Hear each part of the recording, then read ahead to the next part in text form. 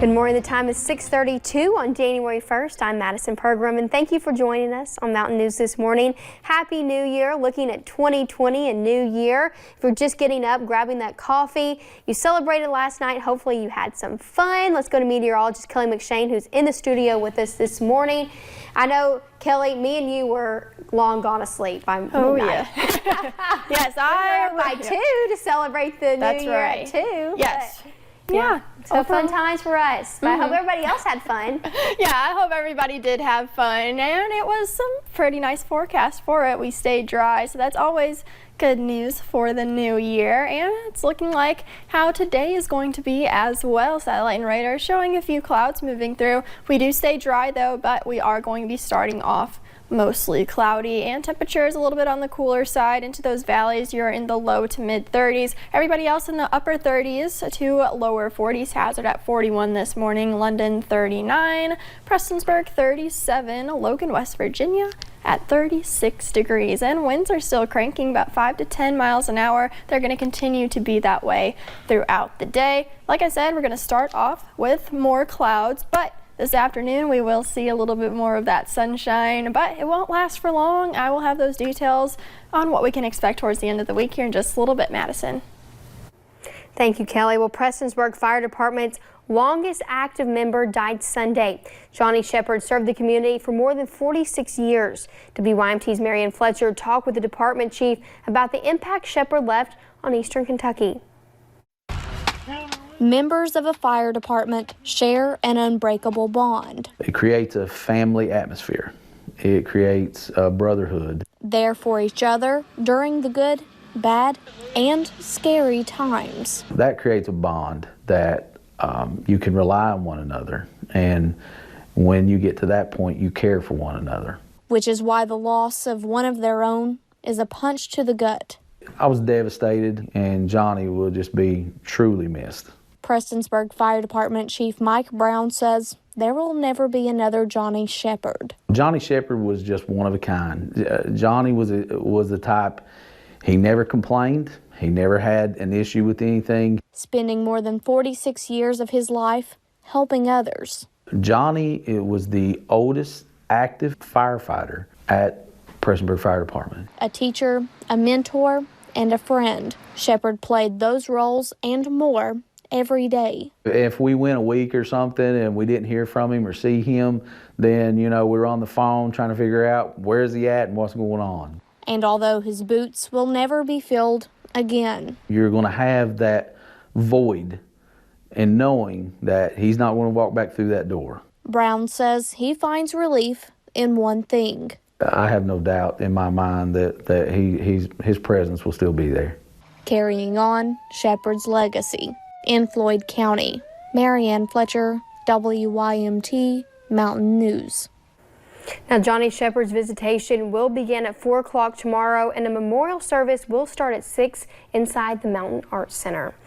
And after more than 35 years of service to the community, Pike County first responder James Earl Williams took his final trip through Belfry yesterday. He served Pike County as a volunteer firefighter for 36 years, doubling as a sheriff's deputy for 32. Since he was a teenager, he devoted his time to the community and began building a family outside of his own. Williams died Saturday, but that extended family continues. We want them to know we love them, and we're always here for them night or day. He was the best of the best. He was a great friend.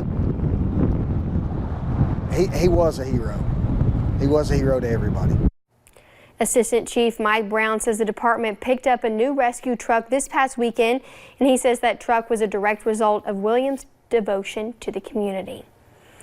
And the southbound lanes of Interstate 75 are back open this morning after a deadly crash forced them to be shut down for several hours last night. Transportation officials tell us it happened around the 72-mile marker between Berea and Mount Vernon. Kentucky State Police say 69-year-old Jack McIntosh of Richmond was driving a record towing a disabled semi. McIntosh merged onto I-75 when 70-year-old Samuel G. Thomas of Candor, North Carolina, struck the rear of the semi being towed. The Rockcastle County coroners pronounced Thomas dead at the scene. No one else was injured. And meanwhile, a road bridging Jackson and Laurel County is closed. Take a look at these pictures and you'll see why. Flooding Sunday damaged the bridge of Ember Road. The bridge goes over the Rockcastle River. That road is closed on both sides until further notice. In a residential area near a pipeline explosion has not changed much in the 5 months since the tragedy. Homes destroyed are still in ruins, and a few people who lived on the Indian Camp Road in Lincoln County community of Moreland have returned. Phil Pendleton spoke to one man who did return. I'll be here. Donnie Turner woke up August 1st to daylight at just after 1 o'clock in the morning. Oh yeah, it looked like the sun landed in my front yard, seriously. The Enbridge-owned pipeline ruptured, then exploded. One of his neighbors died, a half dozen were hurt, and 7 of his 10 neighbors never returned to their homes. But my understanding is they're going to probably sell all of this off, all the buildings, and this is going to be pasture land. Lisa Derringer lived in this home just on the top of this hill behind this tree. She was the lone person who died in the pipeline explosion. Her family is suing Enbridge, claiming negligence on behalf of the company, claiming that they did not properly monitor and inspect the pipeline. Derringer died after coming home from work. Her elderly neighbors were rescued by a Lincoln County deputy. Those homes remain in ruins, and many people remain troubled by what they remember happening. I just go on about my day, but it did get to my wife a little bit. The pipeline has since been repaired and the crater filled in. It's now green grass, and Turner doubts anyone will live near there again. In fact, he questions anyone wanting to live close to any other gas pipelines. What information I have found out in regards to how construction can be done around these pipelines, buyer beware. In Lincoln County, Phil Pendleton, WKYT. Now, part of Indian Camp Road remains closed, and a deputy was hired by Enbridge for security. The Lincoln County Sheriff says that's to keep trespassers away while legal work resumes in property acquisition. And in West Virginia, one Logan County man is wanted for attempted murder. Logan County Sheriff's deputies say they were responding to a shooting in the Whitman area when 55-year-old Ronnie Jr. Cooper left the scene. Witnesses told police they saw Cooper arguing with the victim, Terry Fields, shortly before the incident. Deputies also say Cooper ran across the road and began firing multiple rounds at Fields, hitting him 4 times.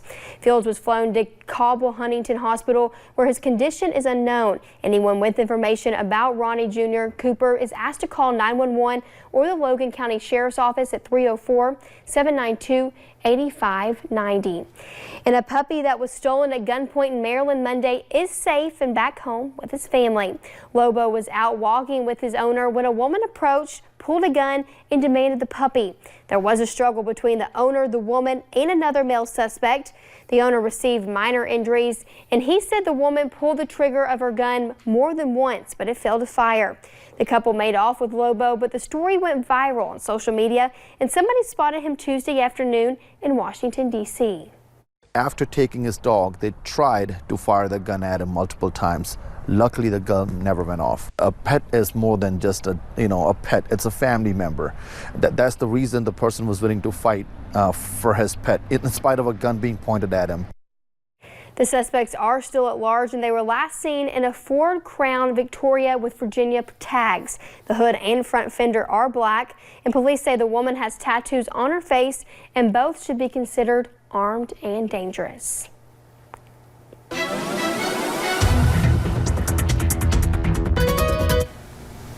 We are waking up to a little bit of cloud cover on the first morning of 2020, but cloudy this morning. We'll make way for sunshine this afternoon, but temperatures are a little bit chillier in the valleys, about low to mid 30s, but everybody else is in those upper 30s, lower 40s, but you're definitely going to still want to bundle up if you are out and about this morning. But I know a lot of people probably out there taking it easy to start off the day. But like I said, we'll see more sunshine heading towards this afternoon. Temperatures just shy of 50 degrees. This sunshine, of course, will not last. I'll let you know of a possible wintry system we're tracking here in just a little bit. Thank you, Kelly, and thank you for joining Mountain News this morning. Here's a look at what's ahead. It's 2020, and while some people ring in the new year, others walk it in on little dog feet.